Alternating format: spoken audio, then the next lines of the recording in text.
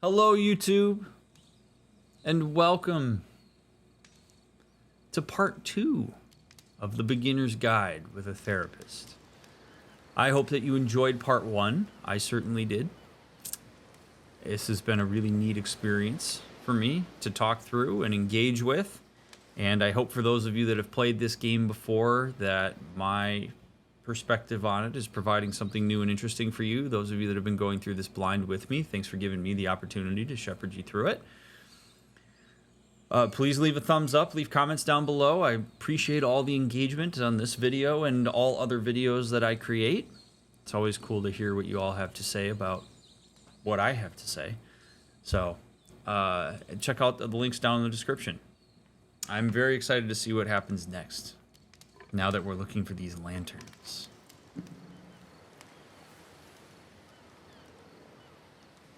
Oh, wait a minute. Whoa.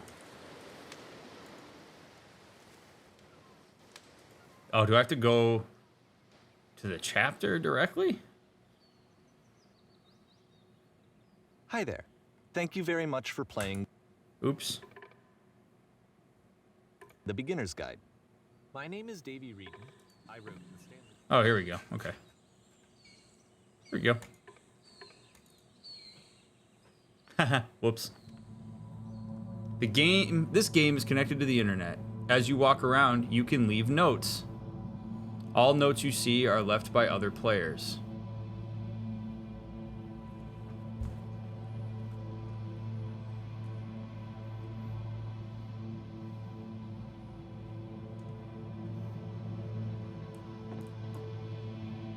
So we're still seeing similar assets.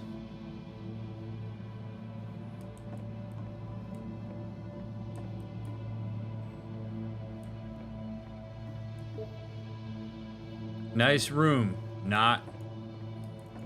Is this Dark Souls before Dark Souls? More at 5. Praise the sun.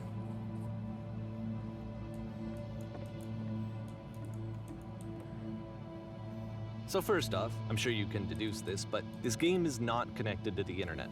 All of the notes that you're gonna see have been written by Coda. This was actually the first game of his that I ever played. This was shortly after I met him at a weekend game jam in Sacramento, where I grew up. I saw him working on this very level, and it was just so different from anything that anyone else was doing. So right away I was like, I have to be friends with this person. In retrospect, I think I was probably a bit too pushy, trying to get his attention.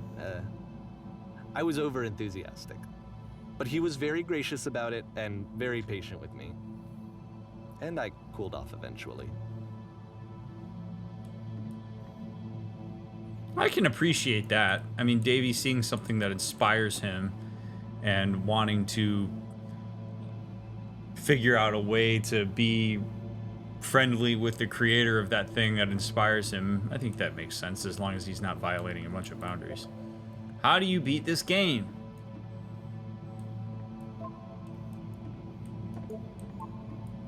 No point to this.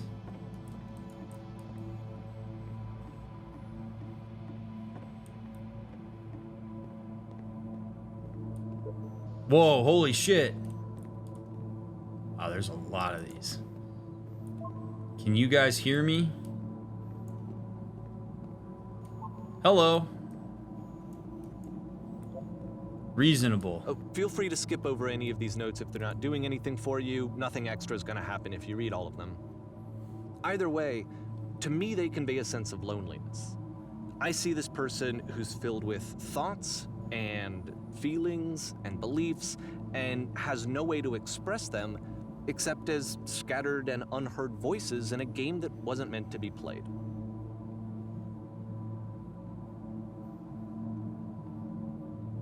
But it's ironic, isn't it, that in playing this game and seeing how alone Coda often felt, that we get to know him better and actually kind of connect with him. And I have to be honest with you, this idea is really seductive to me, that I could just play someone's game and see the voices in their head and get to know them better and have to do less of the messy in-person socializing. I could just get to know you through your work. I think this is why I always liked Coda's games so much. is because it felt like they let me have that connection. I felt as though he was inviting me personally into his world.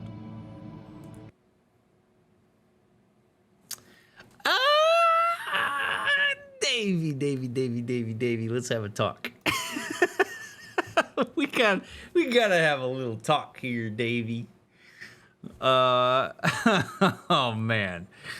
So, first of all,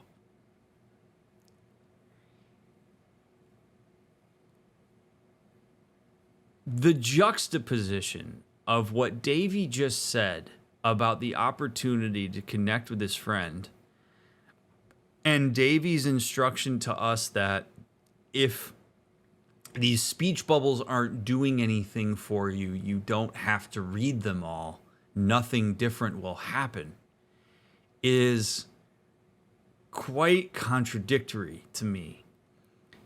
Because in my mind, reading all of these speech bubbles indeed does give us something extra, which is we get the entirety of the speech bubbles that were planted, meaning we get as many possible strings of thoughts as we could possibly get available to us in this specific moment, which gives us more.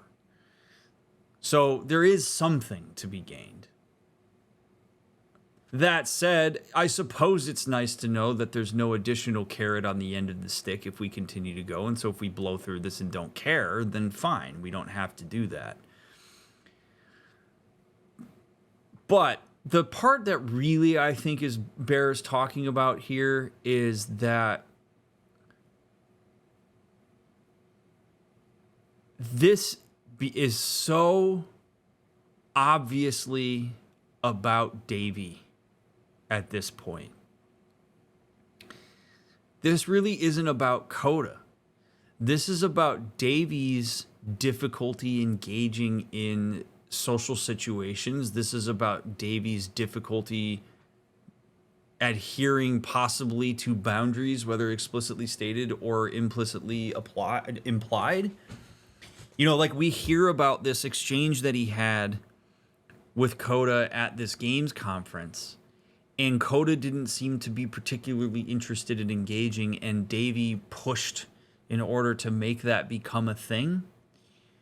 And Davy seems to have some degree of anxiety about the fact that he doesn't know everything there is to know about this person that he admires.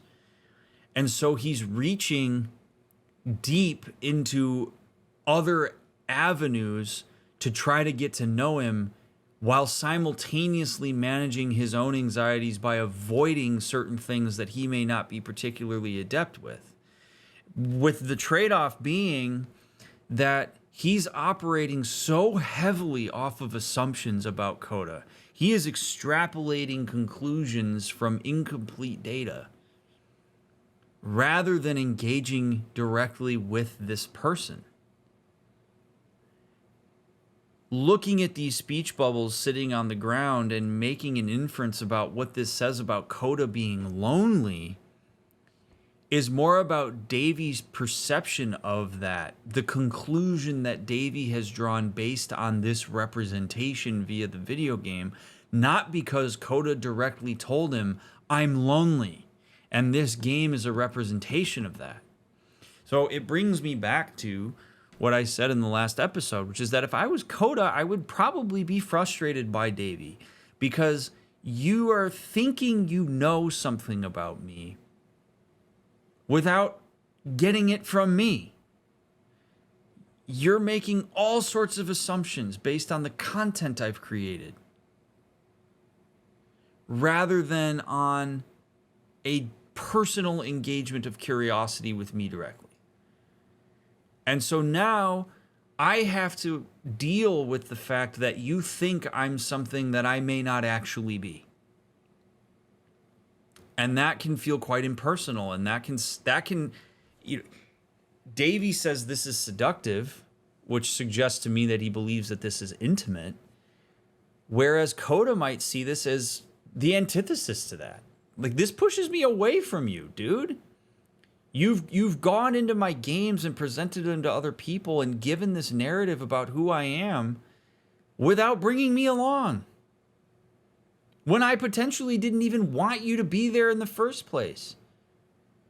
This could be something where Coda was thinking of a character and was like dumping all these random ideas down in the world just to figure out whether that's what something he could do, and putting all these random thoughts. Maybe he was typing random sentences, and now his friend thinks he's lonely and isolated and desiring and craving more engagement because of this, when maybe that's Davy wanting the engagement with Coda and projecting it onto him.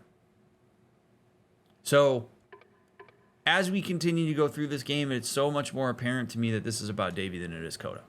And then I feel less lonely too. There you go. Let it go for one more sentence, and I didn't have to say the back end of that.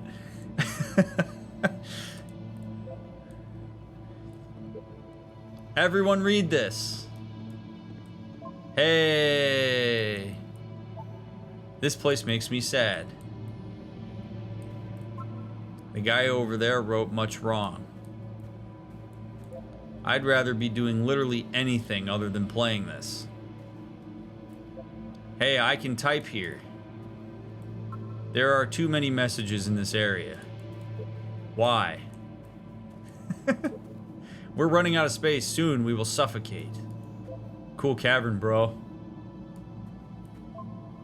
In a world full of notes, one man will read all of them. This summer, you will believe blue speech bubbles can talk. Do you feel like a hero yet? This game is no nice. I would like it when I could. Do not be afraid. Do care. I just saw a flying penguin. Let me tell you, it was the most majestic thing I ever seen. I don't feel like living because nothing will ever be as majestic as that. I never want to see again if nothing will ever be that beautiful again. I am crying now and plan on ripping my eyes out. I must now go do that.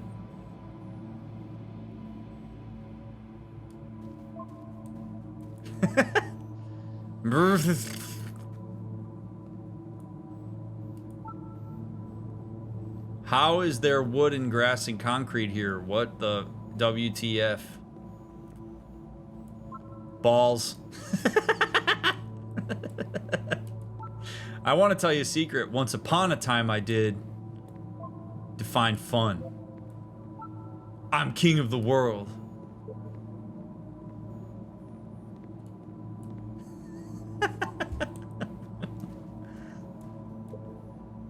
What the shit is this cavern? Boring.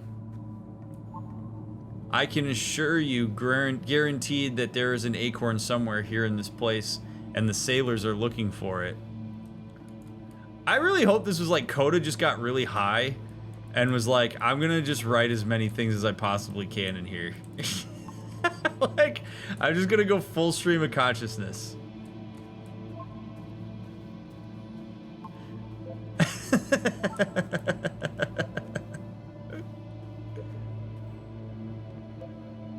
Oh, I said Davey, I mean Coda. I hope Coda did that. Now, I want to know if I can get over there. Can I make that jump? Or will it let me? Oh, it won't let me. Boo.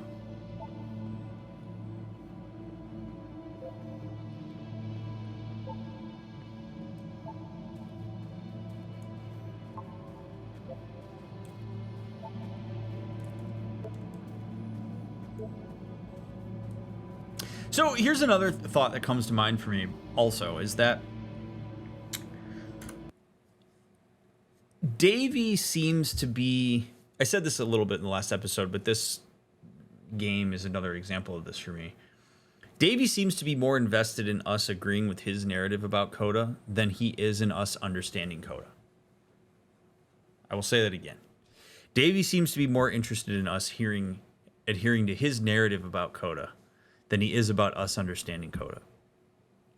So when Davy says to us, you don't need to read all of these because nothing extra is going to happen, that is totally opposite to what you would expect somebody to say if they were invested in you learning more about the person who created this game.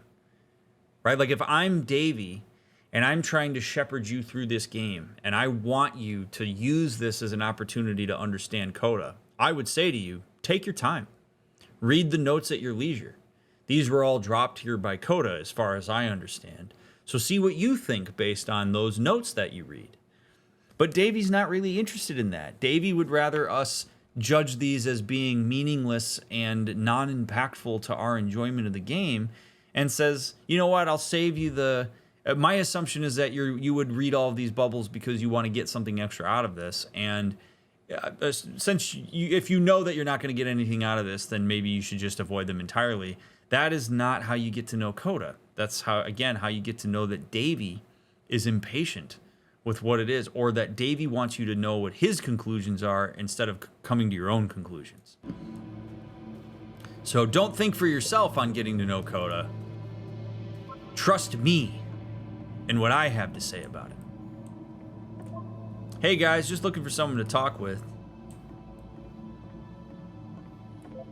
I refuse to believe. Butt-ass butt. I need to go to the freaking bathroom. Recognize me, please.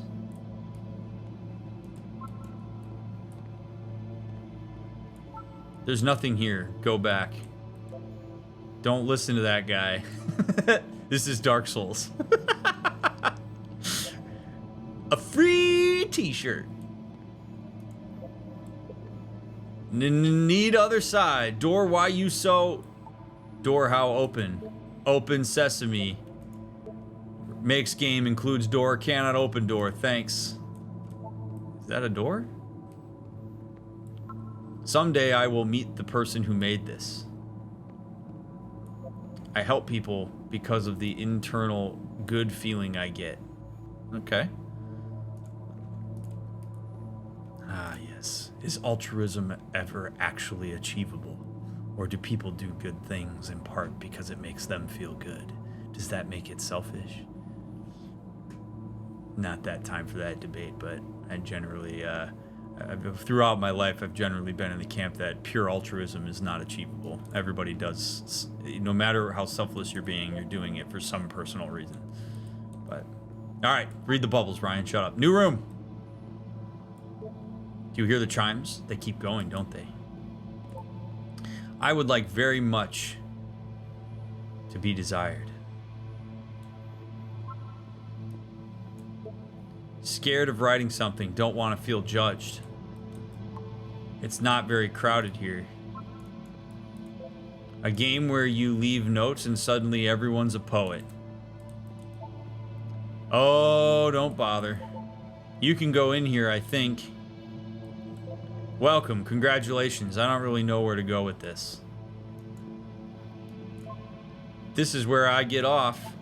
I failed to write anything here. I am compelled.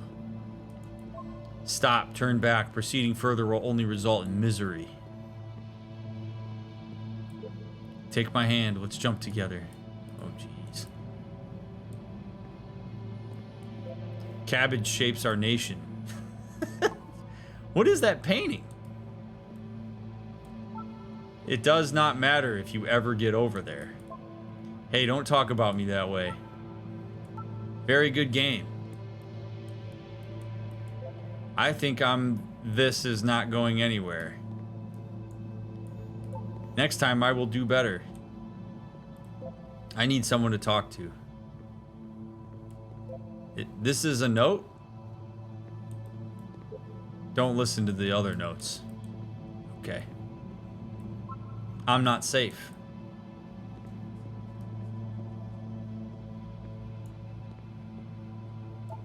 Today I learned you cannot fall off. Ethical.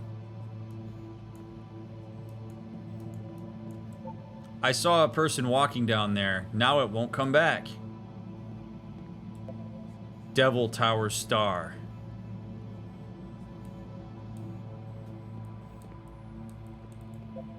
Well done, all of you. Painting. What does it mean? Whoever made this has issues. I'm really glad that once you look at the speech bubbles, they turn gray. Stop faking it. Art. Hey guys, how's it going? Just hanging. Help. I am trying to speak. I think it's about how things look messy from up close and perfect from far away. From up here, it just looks like dots.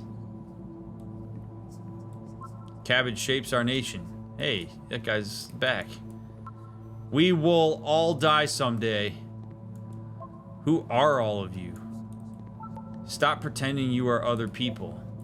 Spoilers, it doesn't mean anything.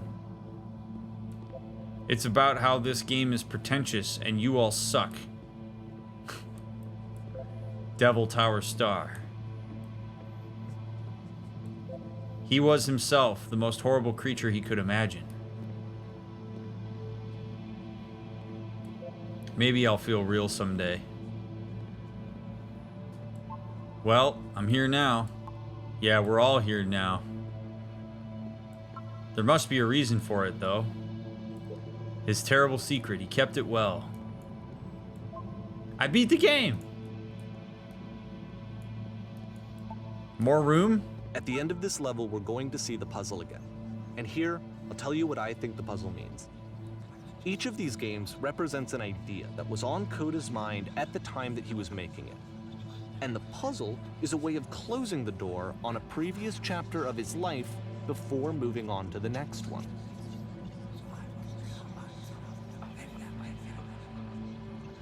Maybe. Scared of writing something, don't want to feel judged. Escape, escape, need an escape. He cut it up and spread it between worlds. Almost there. I have seen everything. I have traveled the world. I have never told anyone. I wish there were notes in the real world.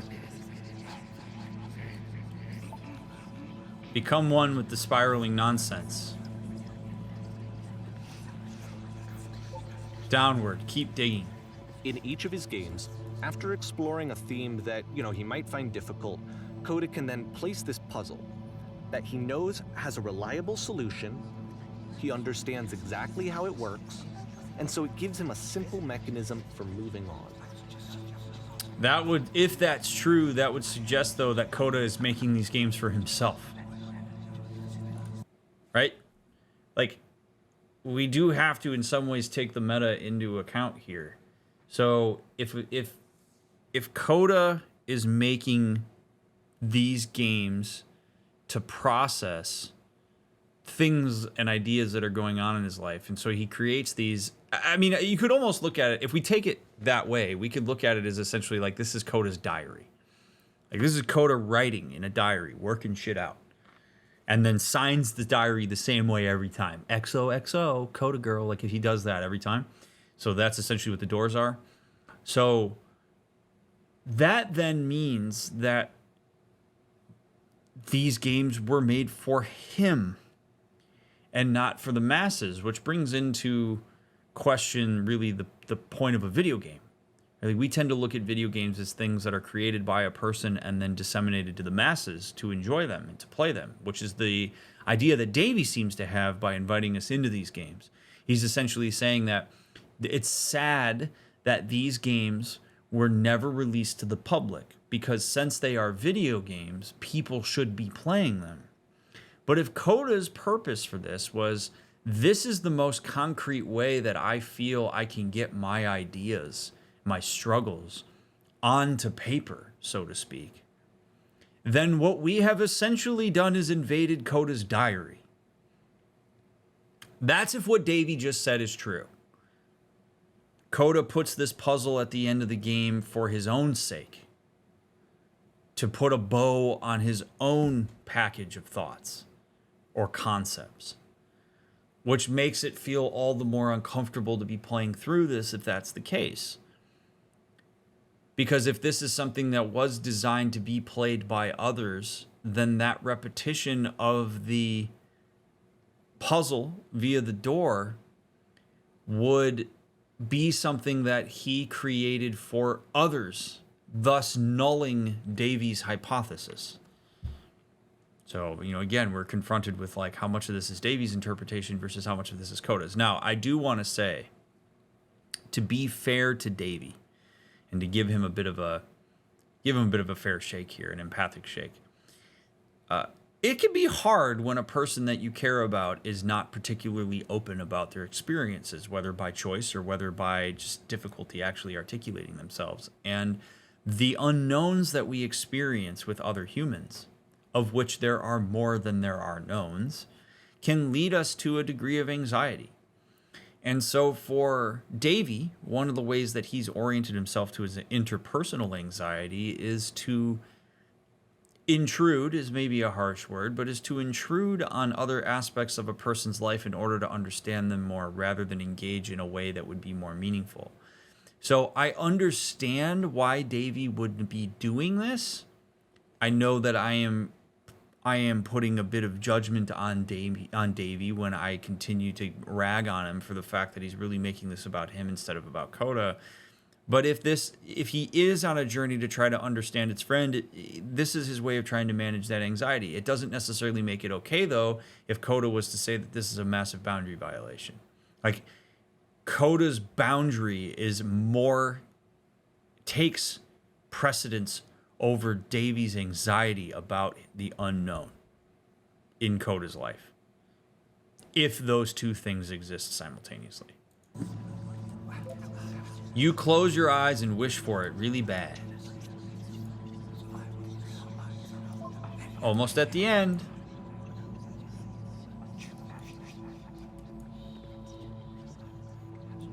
Does this puzzle have a solution?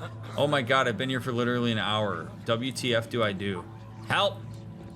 Help! This doesn't make sense. The second door won't open. Shit, how do you solve it? Developer, answers please. And because there's this dark area between the doors, a space between spaces, before you move on, you get to pause. Just for a moment, a few seconds to reflect on and let go of the events that led you here. To step back and connect the pieces together. To grasp at that elusive bigger picture.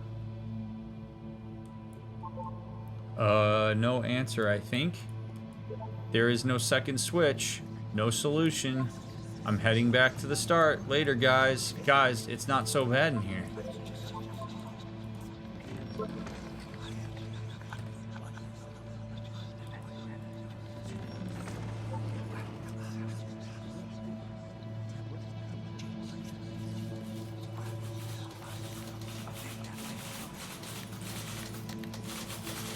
How do you leave notes?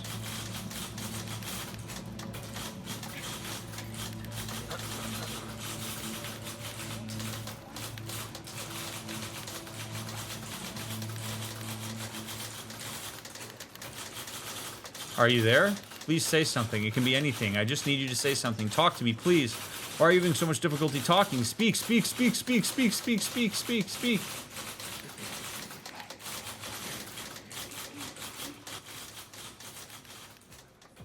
Porn stars die too. Okay, this one is tough. It's gonna kind of just spin its own wheels for a few minutes. Hang with it.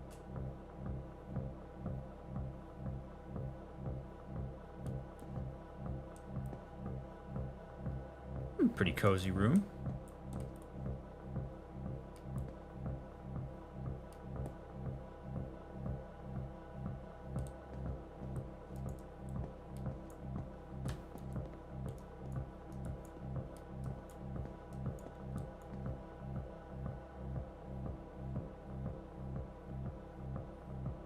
Speaking about boundaries, do you think you have the power to set a boundary that sticks? Yeah, you just have to maintain it properly. And sometimes that means stricter and stricter enforcement mechanisms.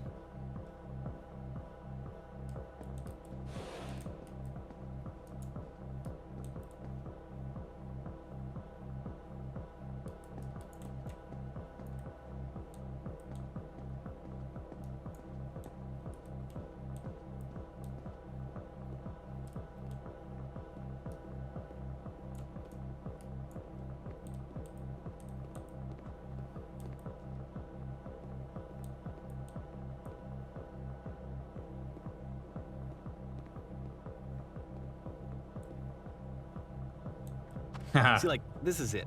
The whole game. And there's nothing that's particularly interesting about it. You just walk to the end of a hallway. Except, for some reason, Coda gets really fixated on this prison that has all of this modern furniture. And I don't know why, but he decides he needs to revisit this prison. He's gonna start over, use the same assets, turn it into something else. Okay, cool. Here's version 2.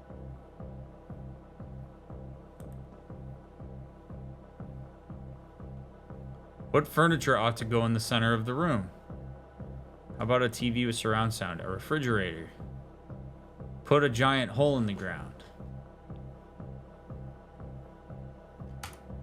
Put a giant hole in the ground. Oh. Okay, now what about along the wall of the room? Let's put a huge picture of a horse. I'd really like a washing machine. 10 stoves lined up along the wall. 10 stoves.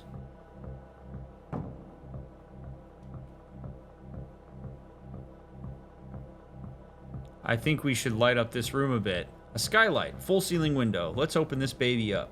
I'm thinking a 10 by 12 recessed electric 6-inch soft LED ceiling lights with fluorescent trim. We'll put live Tesla coils in each corner. Yeah. Give me the skylight. Okay. Well, I feel like you're sort of listening. Who are you? Where, or a table, you need a table. Who are you? Where exactly are you doing this from? I'm pretty sure none of my choices are making any difference. Tables were invented in 1935. Tables were invented in 1935, for sure. That has to be right. Okay, good. Oh! There's a bit more to this one, but still, it's not really communicating anything. It's kind of just weird for weirdness' sake. Is it?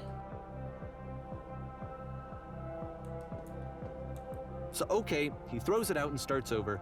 This time he comes at the prison idea from a different direction. Davey!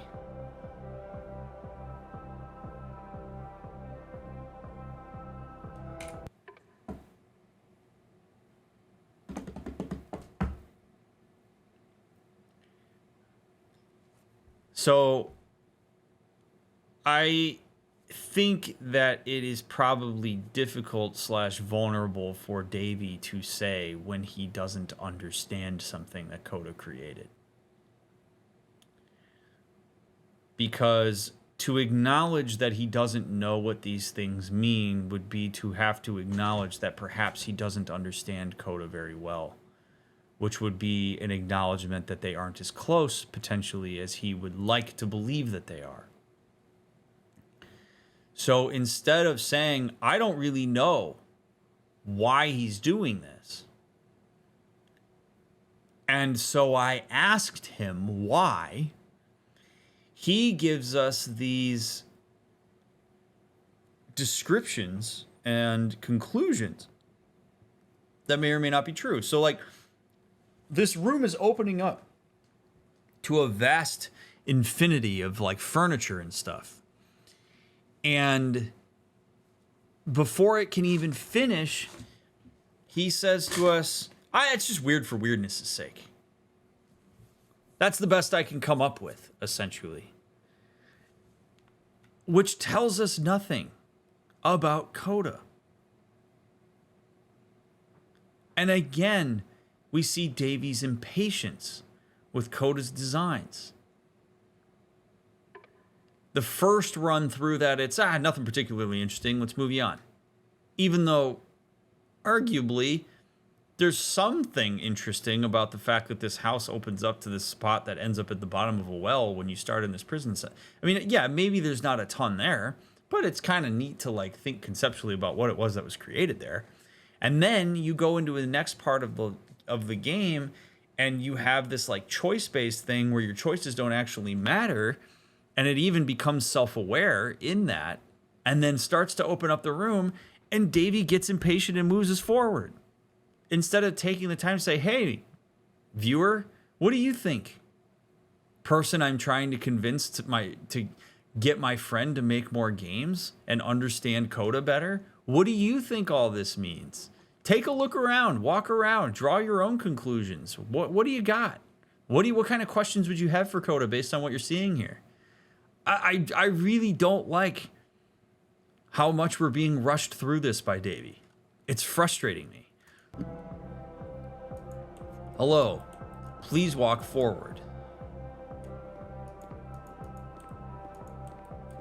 This guide will enable you to escape any prison environment. Follow the instructions carefully. Take care that you remember each step.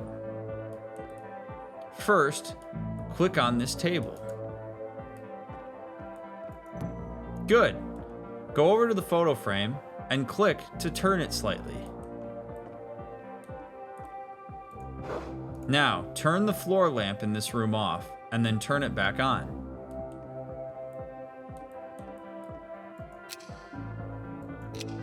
Now go to the left side sofa. Move it over a little.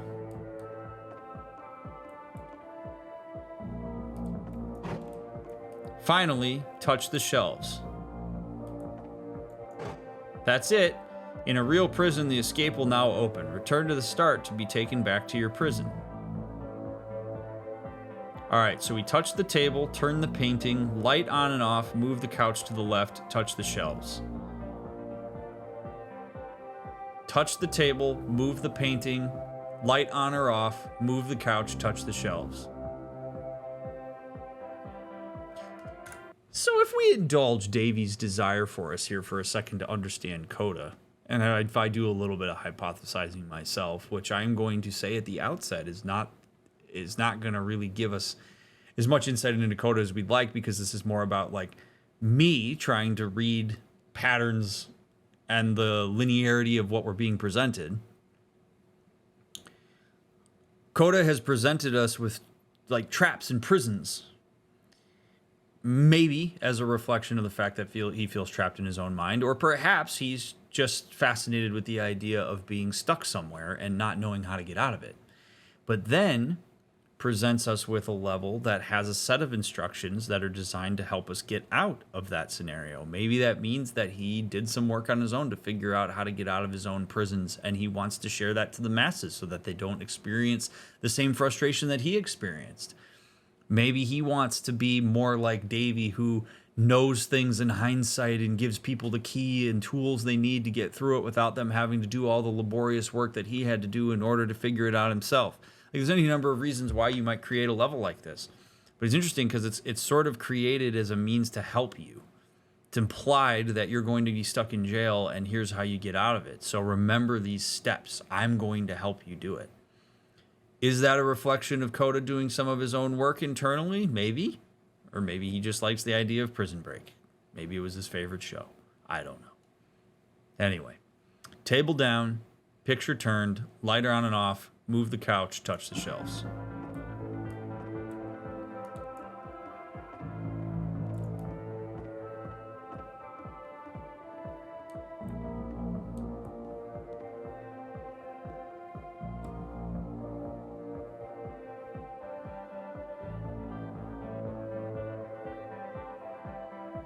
And of course, now the table is gone and you can't begin the chain of events to escape. Here's a version where there are no bars, but you can't actually get to the well. And then a version where the inside of the prison is the outside and the outside is the inside. Let me just blink you real quick through a few more of these. I mean, he really unloaded on this prison idea. There's nearly a dozen of them. Personally, I think it's awful to watch this, to see a person basically unraveling through their work. And for what? Like, at what point do you just go, maybe there are game ideas other than this prison that I could be working on? But Coda doesn't have that voice telling you to stop, that particular mechanism of defense against yourself. Without it, you just spiral. And so he keeps going and going and going and going and going, and then he hits on something. And he likes it. And that's it. He's done. He stops making prisons. This is the very last version of the prison game that he created.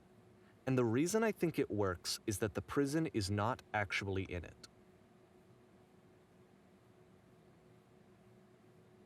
Davy, dude.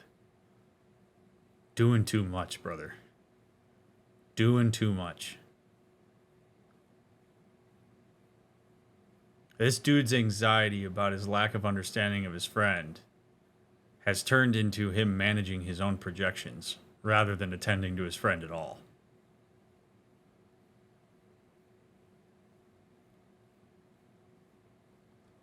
And I have a sense now of maybe the actual reason.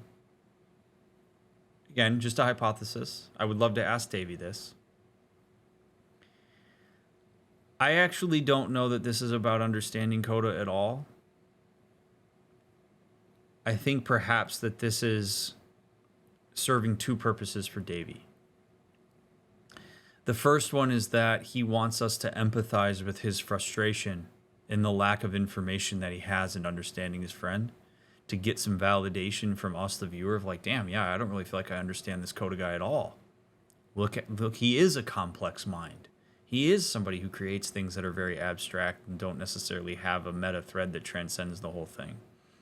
But I also think that, like, Davey wants to have what his analysis about his friend is validated, so that Davey appears to know his friend better than you do. And I don't mean that in a malicious sense. I mean that in the sense that, like, Davey's so anxious about his lack of understanding of Coda. His desire is so strong to understand this person who he idealizes, that the idea that he doesn't know who he is at all is really painful. And so the validation that we don't really feel like we know him at all would feel good, but then it would also empathize with something that's painful. So if Davey provides us with these assumptions, with these conclusions that he's drawn, he appears to be an authority figure on Coda. And if we buy into what he has to offer us, now he looks like an expert, which then reinforces the idea that maybe he can know more about his friend via these video games. So now we're really, I think, in the depths now of understanding what it is that Davey's needing here. And Davey being more accessible to me than Coda makes it a bit easier for me to want to throw hypotheses and analysis his way rather than Coda's, because Coda's not here to talk to us about these creations. Davey, as much as he can be in a video game, is. But I hope that makes sense what I just said.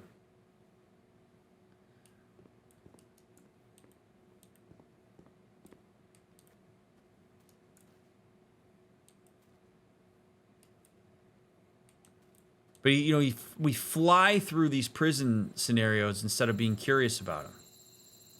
Davey's the one that determines whether this one's more interesting than the others. Maybe Davey's anxious about the prisons. Maybe Davey doesn't like the implications of the fact that somebody would explore prisons. Maybe Coda was literally just doing different iterations to see what is and isn't possible in order to come up to whatever it is he's trying to actually create. And we're just overanalyzing it. But Davey's saying that this is the best iteration because there's no prison. Again, it's about Davey.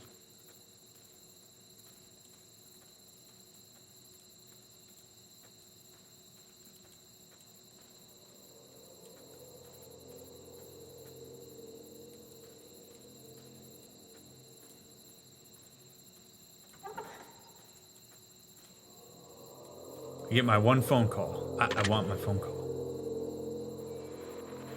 Hello? Who is this? Hey, it's me. I'm you from after you escaped the prison. You're me? So you were trapped in this prison too? Yep, I was in the furniture maze. Yep, it's a conversation. And so this is what Coda wants, is to be able to talk to someone, to share what's on his mind, and to get some good advice from someone who knows. But the irony is that even in this scenario, you're still talking to yourself. You know, all of these games so far are Coda talking to himself.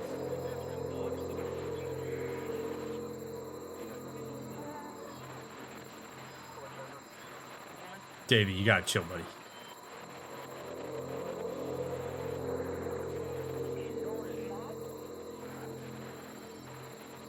Yep, I was in the escape tutorial. That's where I am right now. Oh, so I'm so glad to know that I get out eventually. What's it like to escape? Actually, I'm already forgetting what being in prison was like. It's strange, but in a way I kind of miss being in prison. It feels like being completely still and wildly in motion at the same time.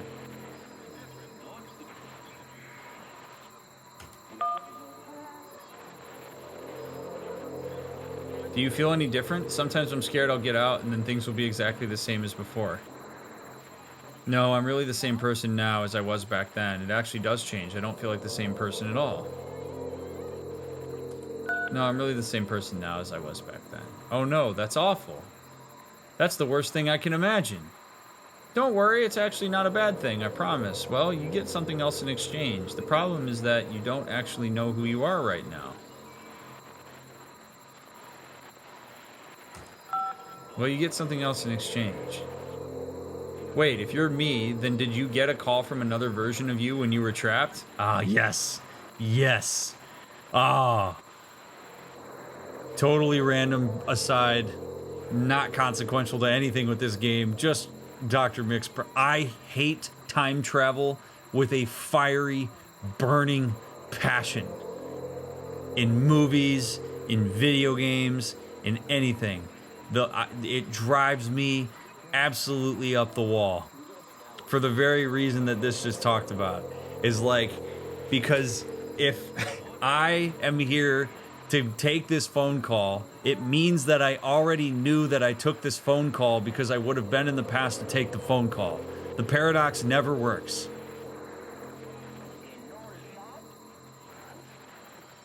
And I love that this is like kind of talking about that. Yes, I did get a call. That's how I escaped. So I'm talking to myself, but I already knew that this was going to happen. Yeah. What did they tell you? What did you have to do to get out? All they told me was to be sincere. They asked me how I felt about being in prison. They just talked to me for a while. What? That freed you? How does that work? Listen, you can't know until you're out, but I promise it works. Just talk to me. It will make sense. It will make sense. Okay, I can talk. Let's just talk for a bit. Will you be here? I will be here for as long as you need.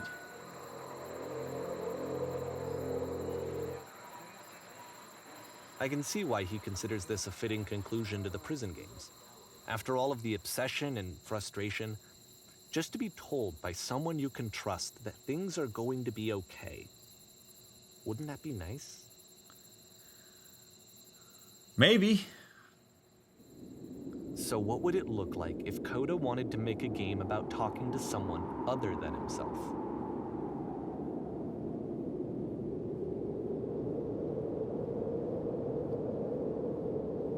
Man, that whole exchange was so... That whole exchange...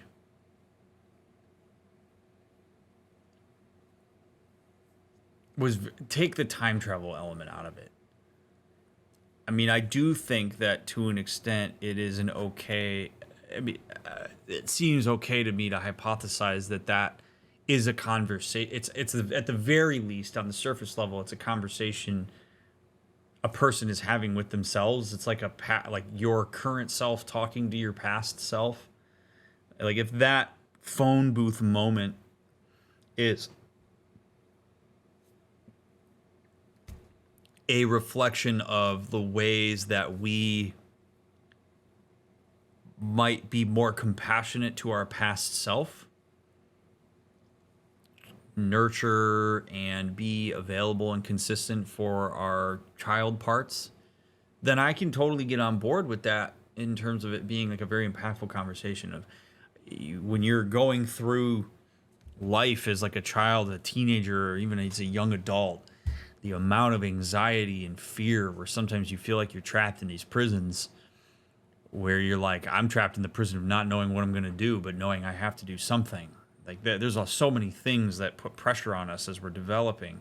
And then reaching a certain part in your adult life where you maybe do have it figured out in some ways. You have found ways to escape those little prisons that you were in as you were developing, and then finding a way to go back internally and talk your past self through that in a compassionate way. That's a really powerful thing. That kind of thing happens in therapy. It can happen without therapy, but it can definitely happen in therapy. And like that phone booth conversation feels in some ways like that, which is neat. I feel empowered by the fact that I can talk myself through that and remind myself that things are going to be okay and that I figured them out, and that means I can figure them out going forward. And what were the prisons I was stuck in? Am I going to continue to be stuck in them? What are the ways that I facilitated that process? How did I learn my way through them? What assistance did I get? What did I figure out on my own? These are all very cool conversations to have with yourself.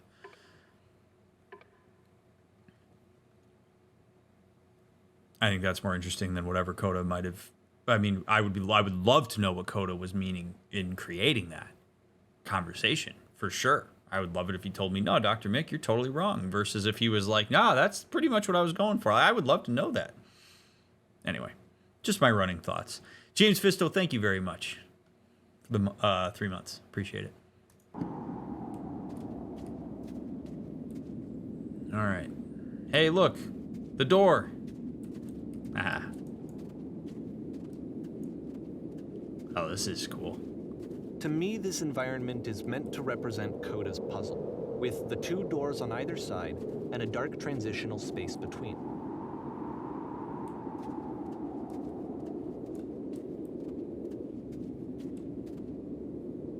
Damn, we're working with a better engine now, it seems. Now that we have a lot of similar assets. Spilled drink. Yeah, this time he said to me, which I appreciate. Oh, shit.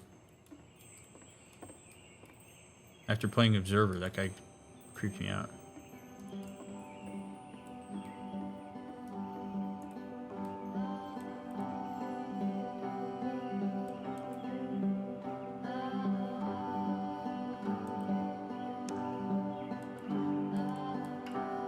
Well, my goodness, I'm glad as heck that you showed up.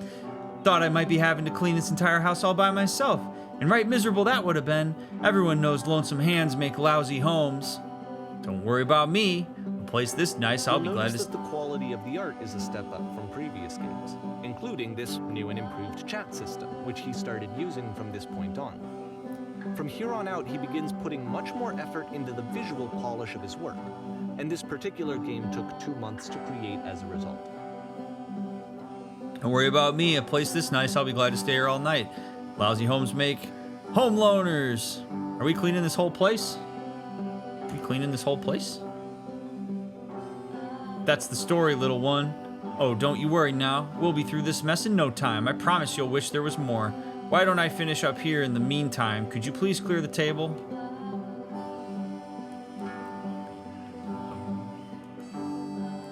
Oh, I love this music. Clear the table. Oh, much nicer. That's the table I want to see. Now, would you please run to the bedroom and make the bed?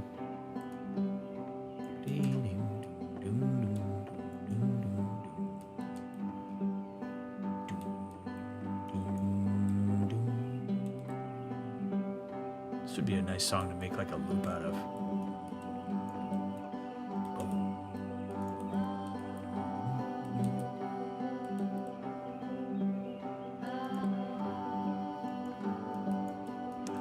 Damn, look at all these books.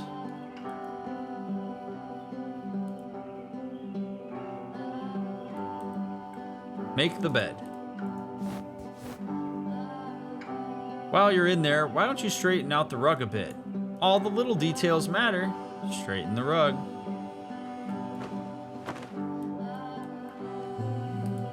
Do you enjoy being a house cleaner? How'd you end up doing this job? It's been a long time since I've seen a house this messy. How'd you end up doing this job? A friend dragged me along at a time when I was particularly desperate for cash. Turns out I've never felt so good doing something for money in my whole life. Never did like cleaning my own home. Might have got some demons I ain't ready to face yet.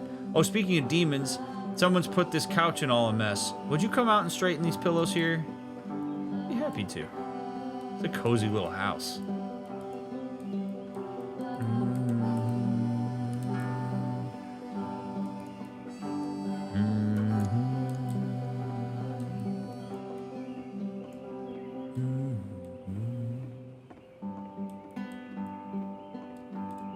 Arrange the pillows. Oh dear, looks like someone spilled a drink over by the couch. Maybe mop that up as long as you're over there. I hope you're gonna give me some of your pay.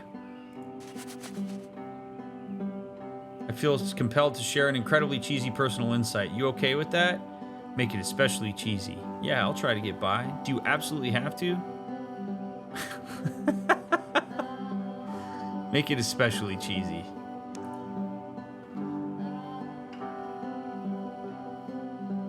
Ellipses, ellipses. No. No, it was stupid. Sorry, never mind.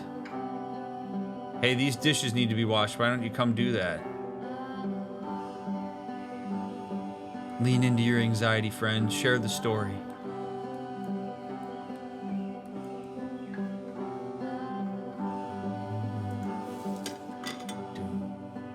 Last I checked, the tub needed cleaning. How about you scrub it down as best you can? No need to be perfect. We're all just human.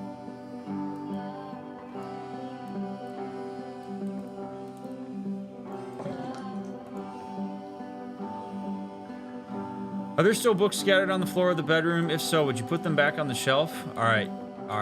Can we go room by room, please?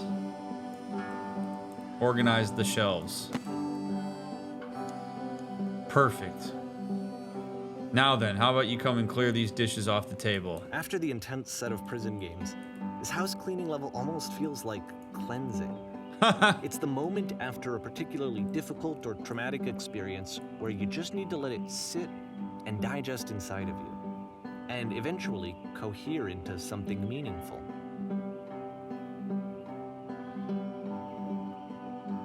Damn!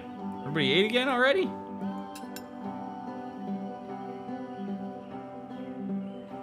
House cleaning is so difficult. How do you do it? Are all houses this easy to clean? Do these chores ever end? Do these chores ever end? Darling, let me tell you something. Whatever work you do, you have absolutely got to own it. Otherwise, it owns you. So why don't we be with the task at hand and leave the future chores to future you? Present you wants to smooth out the rug in the bedroom, believe it or not. Trust me on this one. Of all his work, actually, this was the only one that he called me up to ask me to come over and look at it. This was during a period of a few months where he was like grossly happy all the time. Just walked around with a constant smile on his face. Grossly happy?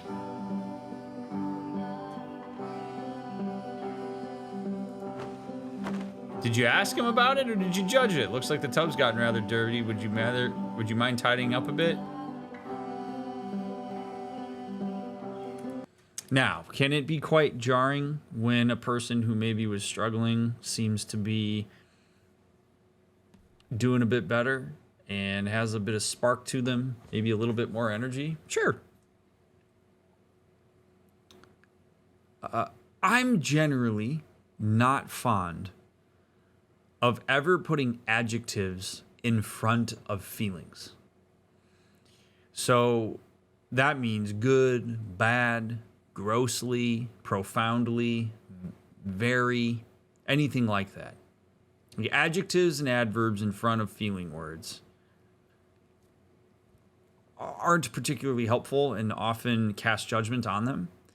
So if Davey says Coda seemed happy for a prolonged period of time, that is probably closer to more accurate about like Coda's experience. As soon as Davey says grossly happy, we have the injection of Davey's perception. We have Davey's reaction to Coda's experience. And now we're given a choice. Do we buy into Davey's narrative on that and indulge whatever that adjective means for us? Where now all of a sudden we're left to say, okay, well, what does grossly happy mean? Does that mean that he was like, and then you get into your head on what that means for you. And the definition of grossly happy for any of us is going to be different. What I'm envisioning with that is different from what you might envision. There might be some parallels, but subjectively it is going to be somewhat different based on our own experiences that lead up to our understanding of that word. So now it's about, or do we now have to say, well, Davey, that's a bit of an odd way to describe it. Why would you describe it? Now it's about Davey instead of about Coda. And now we're back to the very crux of this damn game, which is, this is about Davey? Because it sure feels like it. All of a sudden your friend's more accessible to you and you're judging it? You've been dying to have insight into your friend. You've been so badly wanting to understand his game design. This is a game that Coda invited you to come look at and provide feedback on, and you are focused on placing a valuation on his experience as he does that, which would serve as a punishment for a desirable behavior, which is going to extinguish it.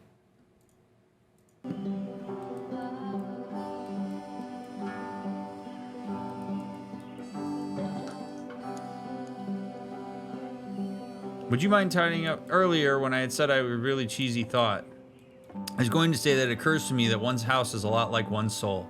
You take care of it, it takes care of you. Don't know why it felt so weird about saying that. I will say this. I made this point back in Cyberpunk. I'll say it here, though.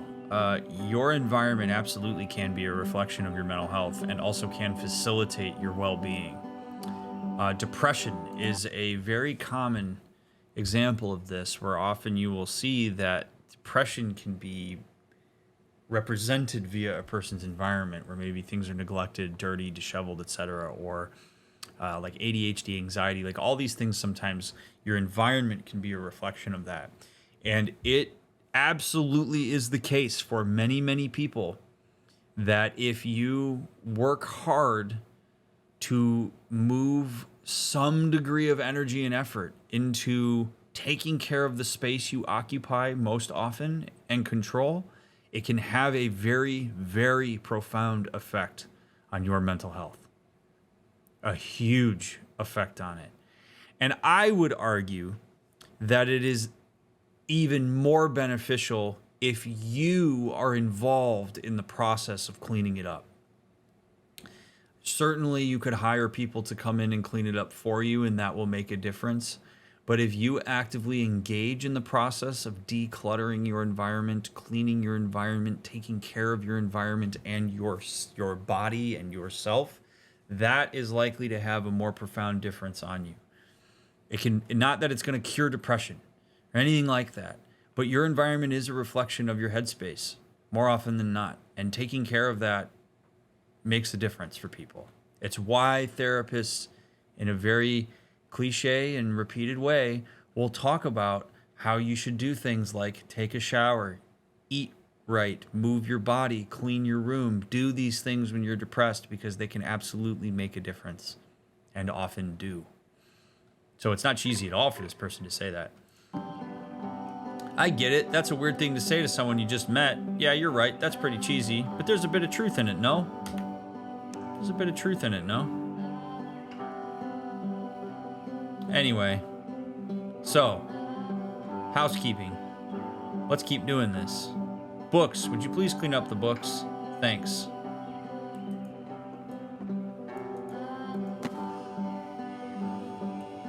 Oh goodness, those pillows on the couch are a real mess. Would you go over and straighten them up a bit? I'm glad he found some peace. Can't have these folks coming home to a messy couch.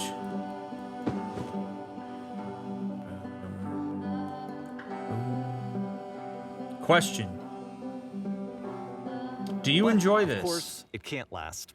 The music stops, your companion is gone, it's time to leave. The door at the top of the hill is now open as well. Again, you can't stay in the dark space for too long. You just can't. You have to keep moving. It's how you stay alive.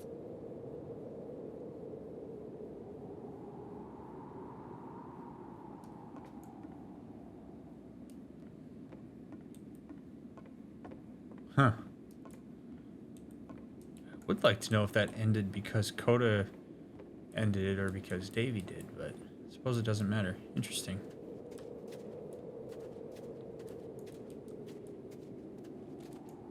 Goodbye, lovely house. This reminds me of the James Bond GoldenEye level.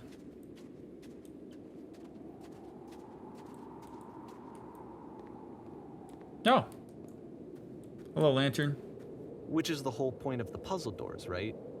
That sooner or later you have to pick up and move. I really thought that was the point of it. But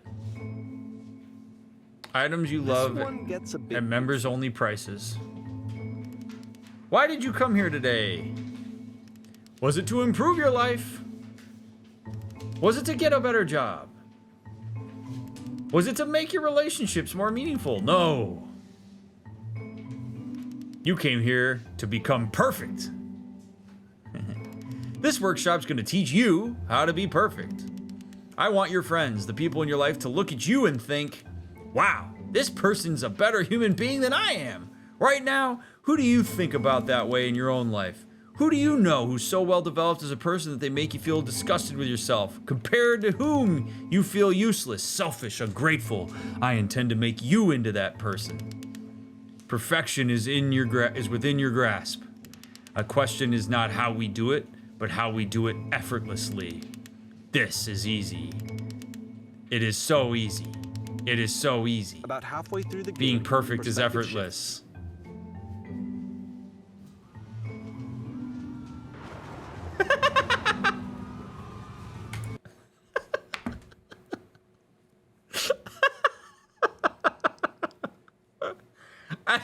I don't know why I love that so much, but I like really love that. Okay. First and foremost, I will just offer my 2 cents on comparison, which is that the only time that you should ever compare yourself to others is if you are trying to inspire yourself. That's it. Comparison is the thief of joy is a statement that maybe many of you have heard, and you've heard it for a reason, which is that people often get so wrapped up in one-to-one comparisons that they neglect to take into account all the various opportunities and context and privileges and etc. that may lead a person to have had the ability to do a thing or achieve a thing that maybe you haven't.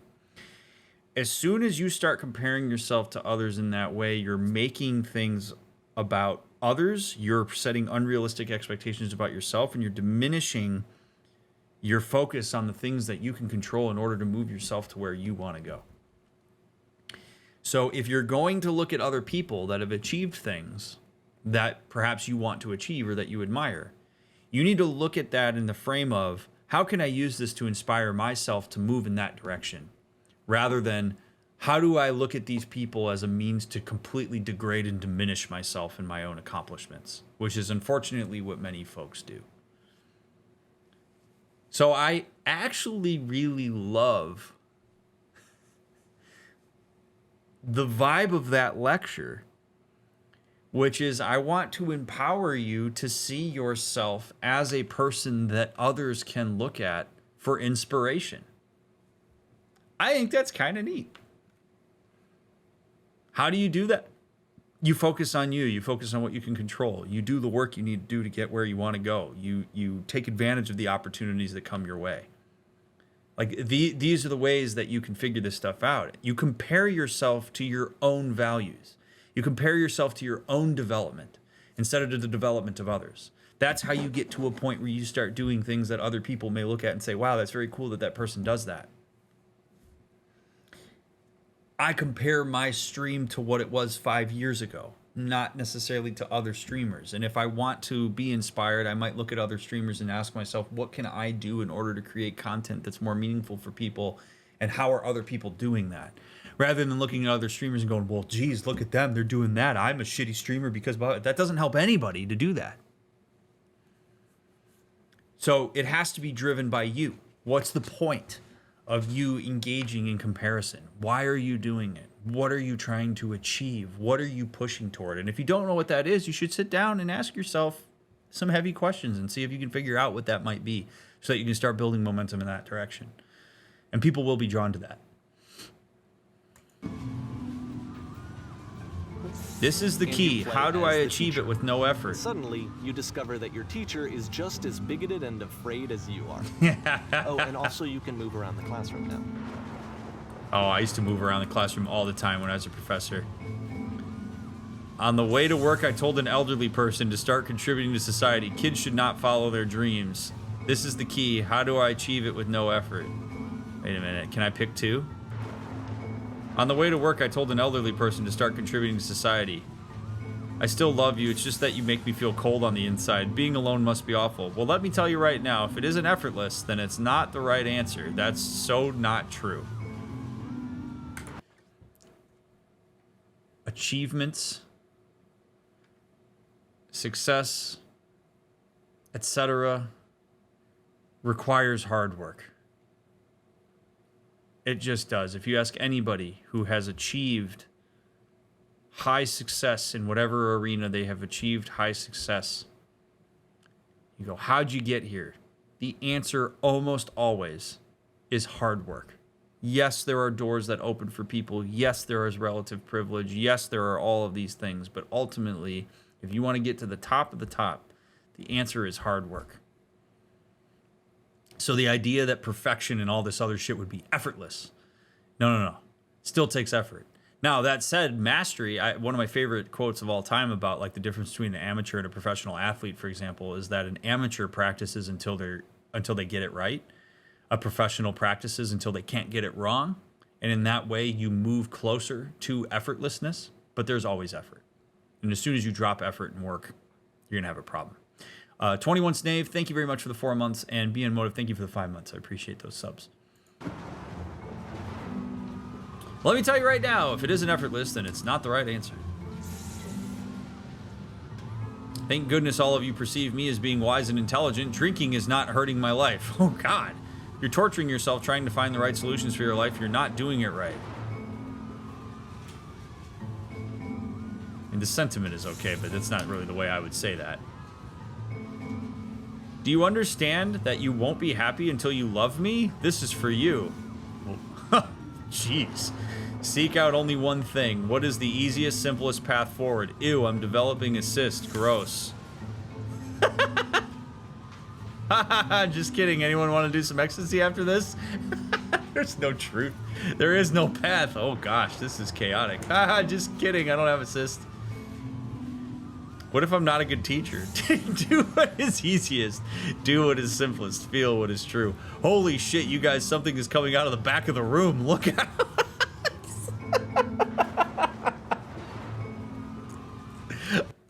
Okay. Okay. I have Sauron aside.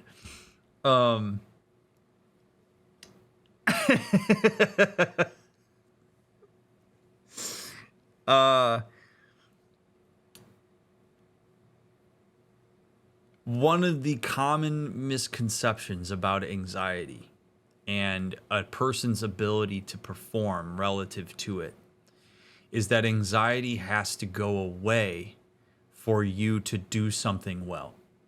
So in this scenario, we have an instructor who wants to do a good job as an instructor and impart meaningful advice to the student in the classroom. And we're seeing in these grayed out areas some of the anxiety that person may be experiencing, or some of the insecurity that they're experiencing that then manifests itself as anxiety. Anxiety doesn't need to go away in order for you to perform well.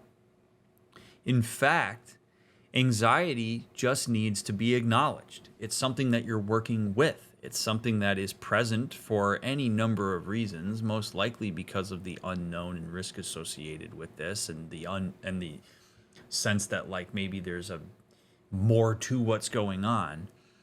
But ultimately, the best performers perform while anxious. They learn how to manage that anxiety, to acknowledge it, to recognize the way that anxiety and the way they respond to it can impede that performance, and make healthier choices while that anxiety is present to perform at their best. The belief that you shouldn't feel anxious at all, that some of these thoughts that this professor has shouldn't be in his head or her head or their head at all in order to give the lecture properly, is not correct. It's totally okay to have those thoughts sit there. That thought about having a cyst is perfectly fine to pop into your head. You don't have to indulge it. And say, yeah, okay, I'm just worried about whether people are going to see that, and I've got all sorts of reasons for why I would worry about people seeing that, all of which are probably don't really matter that much.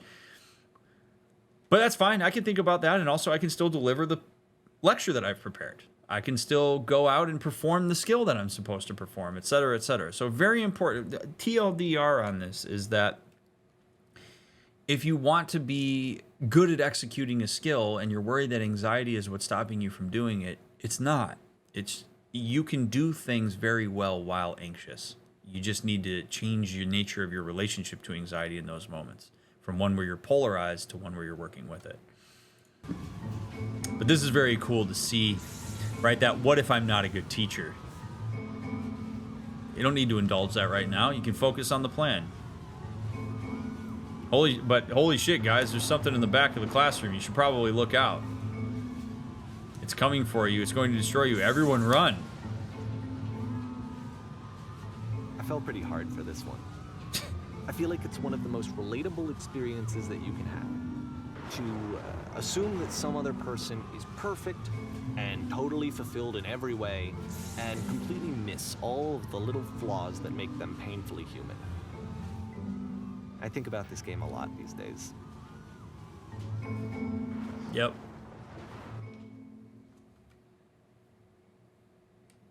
This one took a lot longer than all the others for Coda to make. It was 4 months between this and the last one. That's twice as long as it took him to make any other game before this, and it's not like it's particularly complex, so I remember I found that a little strange at the time. You didn't bother to ask him? Davey, you gotta learn to communicate, bud. Davey is Mr. Assumption instead of Mr. Communication, and I would love to change that. Stage. Oh, baby. Oh, look at these chairs. Damn. I thought the same thing, Kira. Touch the touch the table, touch the painting, light on and off, move the couch, touch the shelf. Okay. Oh, baby. I feel like so many of his thoughts could have been answered by just being curious and asking. You are absolutely correct, which is a lesson to us all. Be curious. Communicate with people. If you don't know what's going on for a person, get out of your goddamn assumptions and ask them. So many interpersonal issues could be solved if you engage curiosity rather than your own assumptions. I cannot emphasize that enough. And this game is the embodiment of that. Likerd, thank you very much for the tier 1 sub. I appreciate that very much. Damn. I mean, this does have a degree of complexity to it that we have not seen in some of the other games, so I could understand why this might have taken him longer just from a technical standpoint.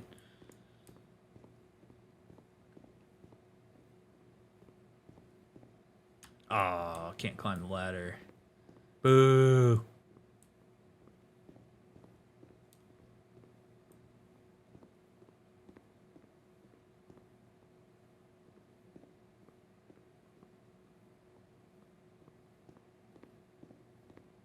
So eerily silent. Look at this. All of these. Oh, it's so cool. All right. Come on, my baby. Come on, my honey. Oh, nobody's here to watch. Oh, God. All right, the performance is beginning. Places, please. Ah, here it is. In this scene, you will be playing as me. We are at a gathering of professionals. First, you'll start out leaning against this wall. I can take stage directions. Good, stay right there. The woman across the room in this chair is a professional photographer of animals. It's your dream to photograph animals professionally. This is your one chance to learn something from her, to gain something, to succeed. Go on, say something to her. Where's the bathroom? Sorry, I gotta go. Hello. Hello? That's it? That's not a conversation. You need to actually converse with her. Be a human being. Do it again. I'm super scared right now. I like you. Here are all my hopes and dreams. Oh, God. Oh, all right. We're gonna lean against this wall and acknowledge our fear. I'm super, super scared right now. No, no, no, that's not what I said to her at all. You're completely missing the tone of the conversation. I was reserved, but I knew what I wanted. I was confident. For some reason, it was just that one moment, but I was confident. Maybe it's you that need better feel of this setting. There are a lot of people around us. I'll give you some props to work with. These cones that bounce when you touch them will represent the people nearby. Now talk to her again. You must have worked really hard to get where you are. I'll bet you learned to lean into the pain. What are some sacrifices you've had to make? You must have worked really hard to get where you are. You're messing it all up again. You'll freak her out if the conversation gets that personal that quickly. Do you not realize how important this was for me? I'll never get another opportunity like this again. Everything was riding on this. I want to try something. Try stepping back from the stage. Okay. Oh, God.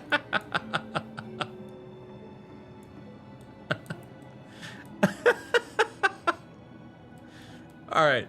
We're going to stand in these bright lights for a second. I'm going to go tuck my wife into bed, and then we'll we'll keep going. I really enjoyed that.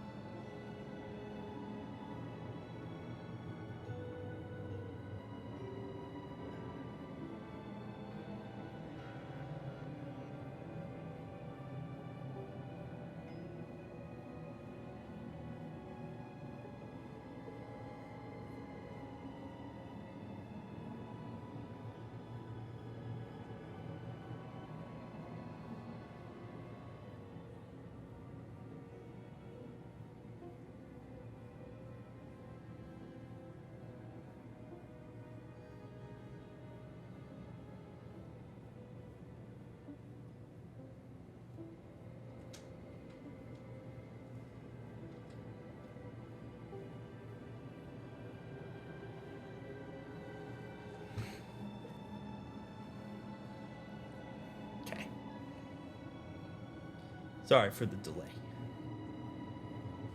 But say hi to my kitty.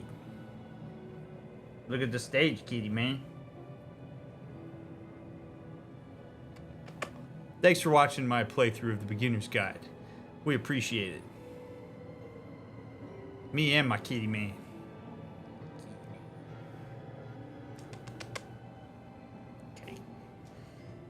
Okay.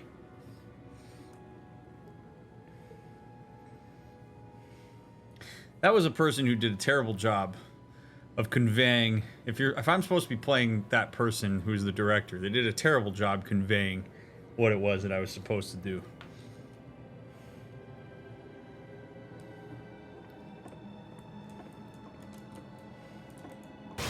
Oh, jeez. Okay.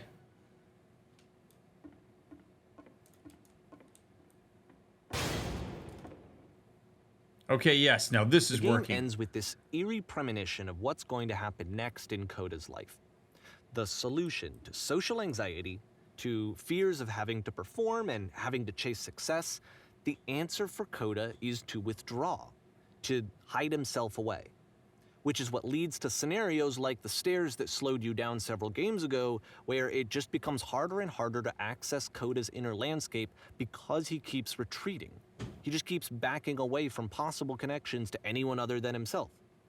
And to be honest, I didn't consider it very healthy when I first played this game.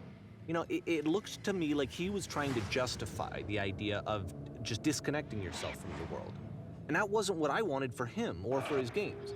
Because I feel like a lot of his games are inviting me to connect with this person, to bring him closer. But what can...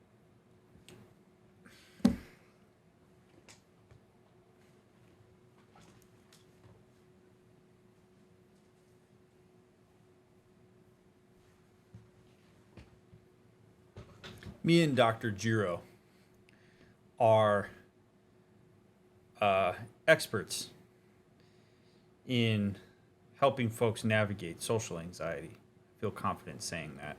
I've been working with folks clinically with social anxiety for many, many, many years.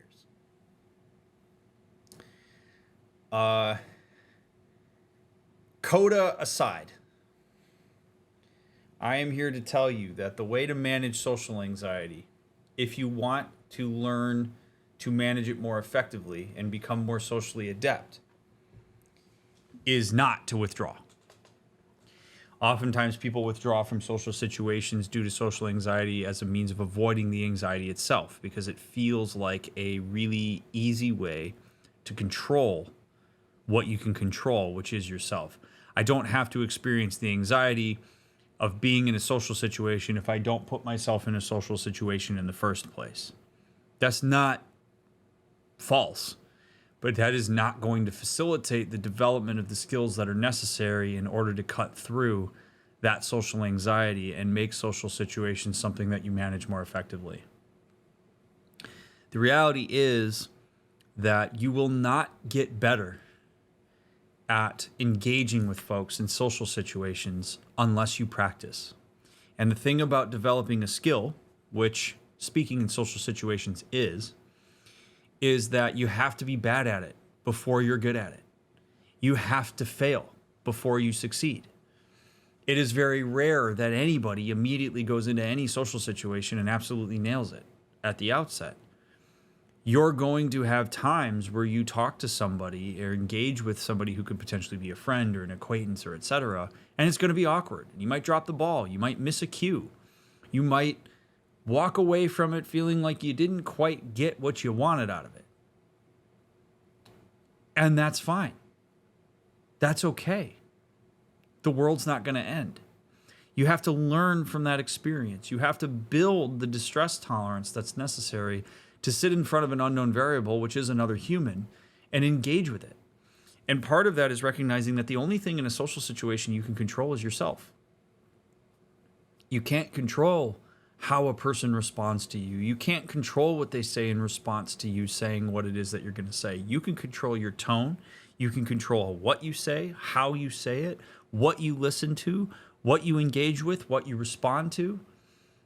And as you focus on those things and develop those skills, the anxiety of a social situation begins to mitigate, because you'll find that there are reinforcement mechanisms in place to suggest that you're doing a better job. It's also not always on you. Social anxiety often stems as well from an over-personalization of social situations, where a person believes that the reason a social engagement didn't go well is all on them. That's not necessarily the case either. You could have done what is ostensibly a great job engaging with somebody socially, and that person may just not have been in the right space to engage, and it didn't work because of something that had to do with them, or both.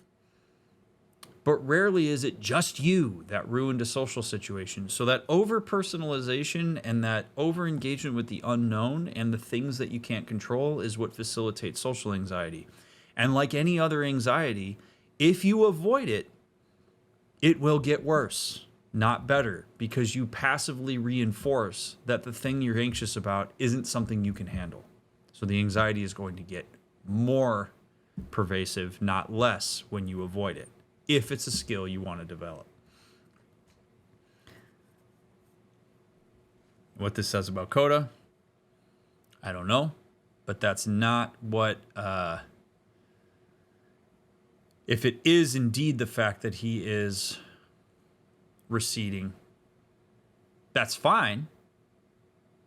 If he doesn't want to actually get more adept at social engagement.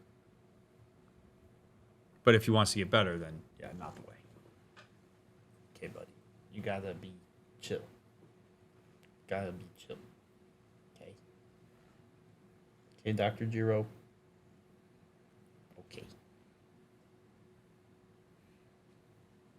You do. After this, Coda went off and took another 5 months to make a new game.